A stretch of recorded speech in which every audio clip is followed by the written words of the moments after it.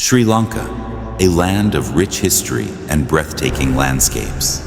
A nation where different communities once lived in harmony. But beneath the surface, tensions were brewing. And soon, this paradise would descend into chaos. It began with the sound of gunfire in the northern town of Jaffna. On the night of July 23, 1983, Tamil rebels ambushed a Sri Lankan army patrol. 13 soldiers were killed. The retaliation would change the course of history.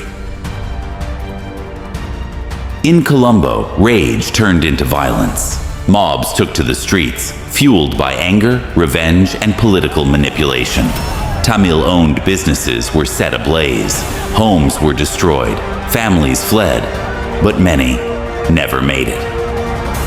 The streets that once bustled with life now burned in the flames of hatred. Neighbors turned against each other. The night sky was filled with screams, fire, and death. In just days, thousands of Tamil civilians lost their lives, and thousands more lost their homes.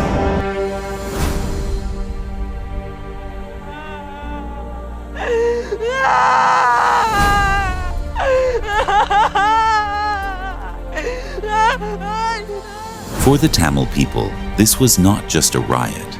It was a message that they were no longer safe in their own country. In the aftermath of Black July, a new force began to rise from the ashes. The Liberation Tigers of Tamil Eelam, known as the LTTE, swore to fight for an independent Tamil state by any means necessary.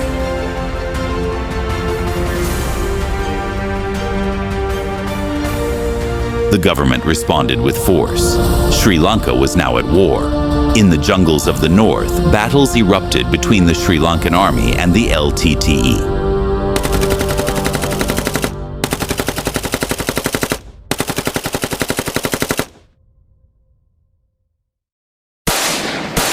Guerrilla tactics, bombings, assassinations.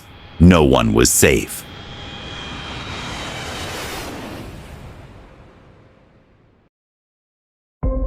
The war did not stay on the battlefield. It spread into cities, towns, and villages. Civilians became targets. Families were torn apart. Hope began to fade.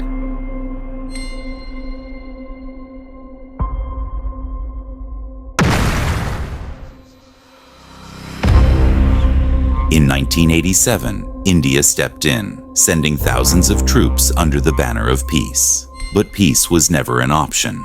The LTTE turned their guns on their former allies, and soon, even the peacekeepers became enemies.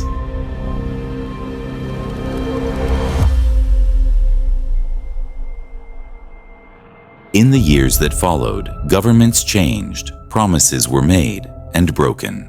The 2002 ceasefire agreement gave a brief glimpse of hope. But behind closed doors, both sides prepared for war once again. The war grew darker. Suicide bombers struck fear into the heart of Colombo. Plan a suicide attack, but not even one can be left, okay?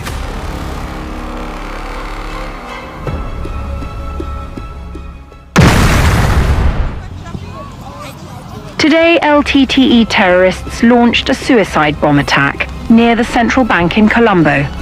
91 civilians lost their lives and more than 1,400 were injured. Sri Lanka was bleeding, and the world watched. 2005. Mahinda Rajapaksa takes the oath as Sri Lanka's president. A promise is made. The war must end, and terrorism must be eliminated. Defense Secretary Gotabaya Rajapaksa takes command of strategy.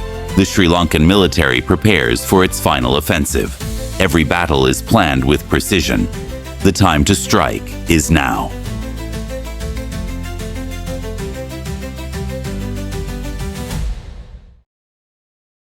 The LTTE blocks Mavil Aru, cutting water supply to thousands of civilians, a cruel act of war.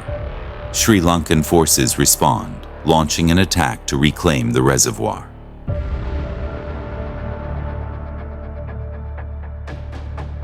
Under General Sarath Fonseca's command, the Sri Lanka army fights back with unmatched determination.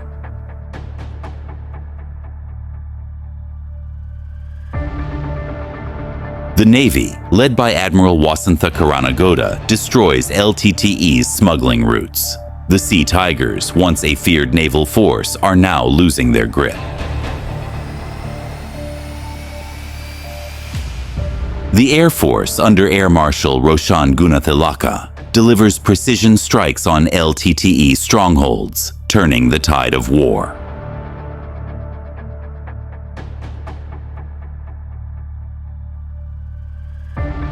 But the LTTE fights back with suicide bombings. Innocent people, Sinhalese, Tamils, and Muslims, suffer at the hands of ruthless violence. Thousands of Tamil children are forced into war, trained to kill, robbed of their childhood, used as human shields.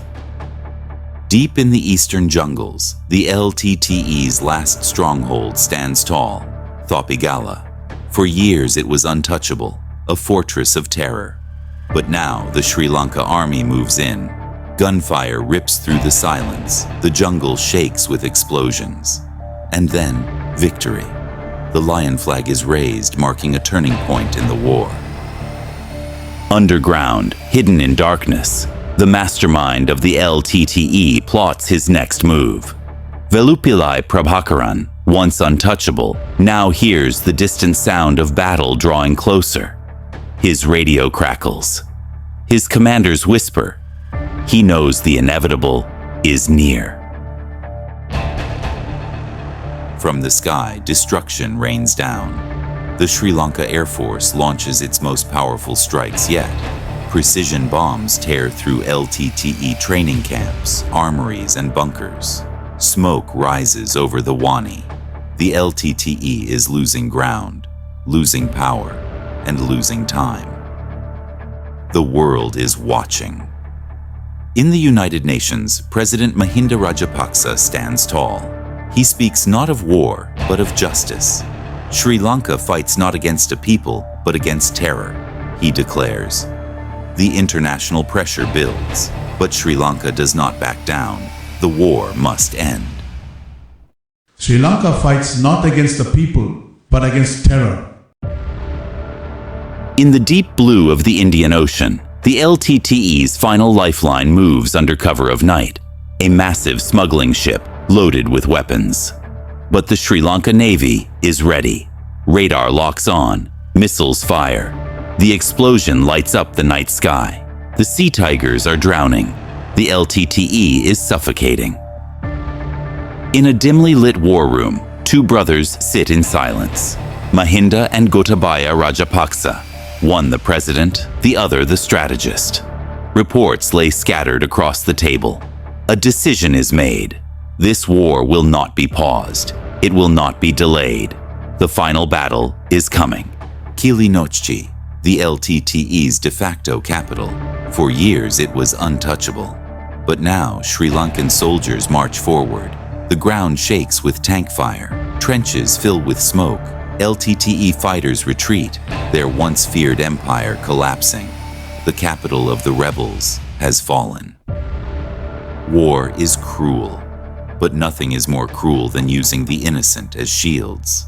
The LTTE forces thousands of Tamil civilians into the battlefield. Mothers, fathers, children, human walls against advancing troops. Their faces are filled with fear. Their eyes plead for mercy. War has no heroes here, only victims. The final gateway to the north, Elephant Pass. The LTTE had held it for years, an unbreakable defense. But on this day, it falls. The Sri Lankan flag rises once more. The war is nearing its end. Inside a high-level diplomatic chamber, the pressure is mounting. Western diplomats demand a ceasefire. Mahinda Rajapaksa leans forward, his voice unwavering. We do not negotiate with terrorists. The world is against him, but he is unmoved. The war must end, and Sri Lanka must finish what it started. 2009, the Sri Lankan army advances into Mullawaikal. The last LTTE stronghold is falling. Prabhakaran, the leader of the LTTE, is trapped. There is no escape. Prabhakaran, once the most feared terrorist in Asia, meets his end.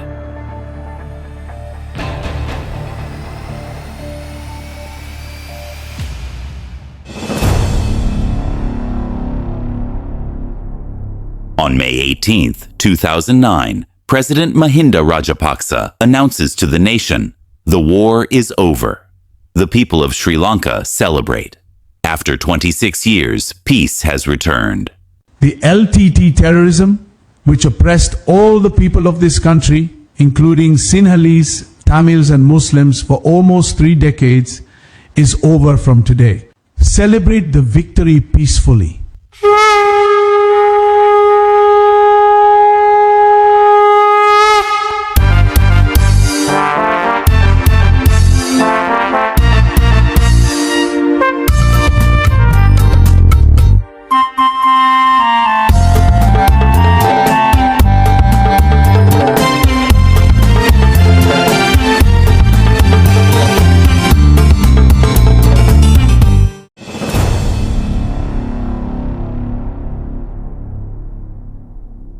The country begins its slow journey to healing.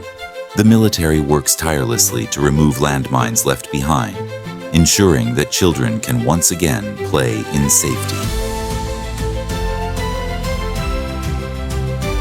Many former LTTE fighters surrender, seeking a second chance at life. Rehabilitation begins. Cities rise from the ashes. Roads, schools, and hospitals are rebuilt. A new Sri Lanka is being born.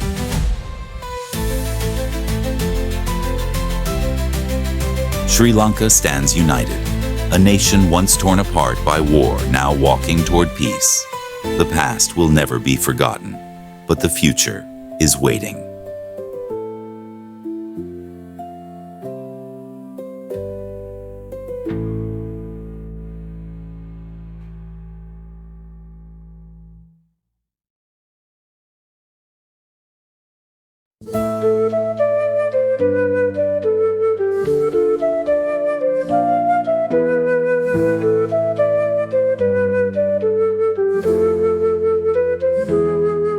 The echoes fade, the dark day's gone, a new dawn breaks, we carry on.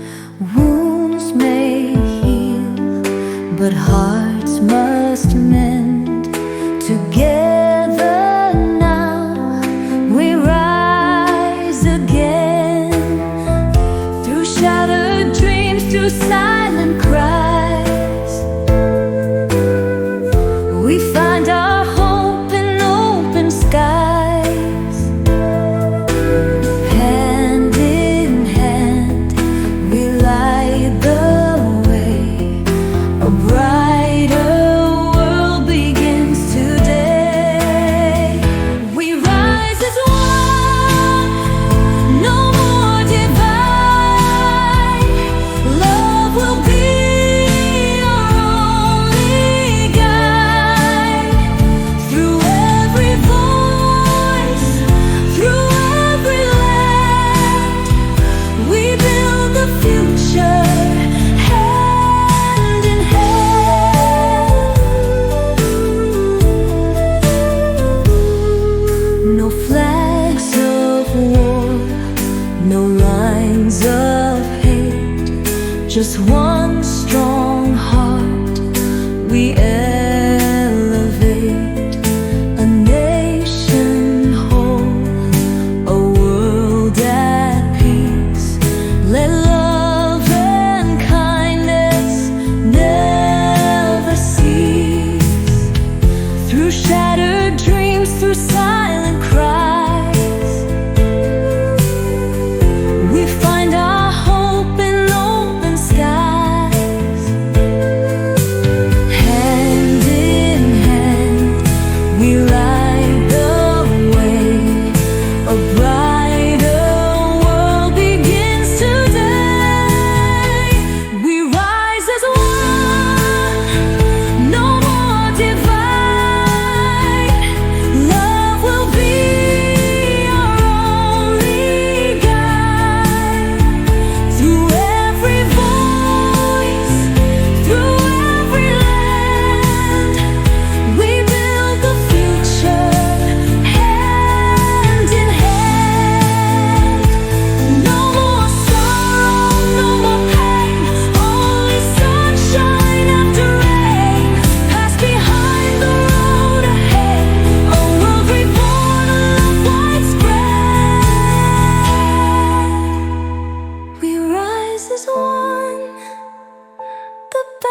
as one.